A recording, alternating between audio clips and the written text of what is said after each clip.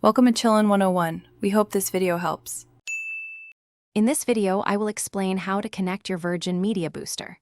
First, choose a central location in your home for the booster to ensure the best possible signal distribution. Make sure it's within a good range of your main Virgin Media hub. Once you've found the perfect spot, simply plug the booster into a power outlet and allow it a moment to fully power on.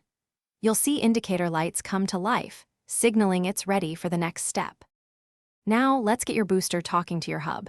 Locate the WPS button on your Virgin Media hub and press it for about 2 seconds. You'll see a light start to flash, indicating it's in pairing mode. Next, within 2 minutes of pressing the hub's button, press the WPS button on your booster. The booster's lights will then flash as it attempts to connect. Once connected, the indicator lights will show a steady, successful link. Finding the sweet spot for your booster is key to maximizing your Wi-Fi coverage. A good rule of thumb is to place it roughly halfway between your main hub and any areas in your home experiencing weak signal. Try to avoid placing the booster near large metal objects, such as refrigerators or other electronic appliances, as these can interfere with the signal. After placement, test your signal strength in various rooms to ensure you have the best possible coverage.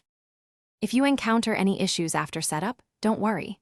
A simple restart of both your Virgin Media hub and the booster can often resolve connectivity problems.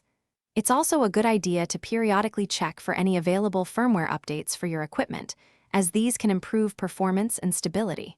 For more great deals, including a link to the Shark AI Ultra Robot Vacuum, be sure to check out the description below. With these tips, you should enjoy a strong, reliable Wi-Fi signal throughout your home. Thanks for watching. Consider subscribing if we helped you.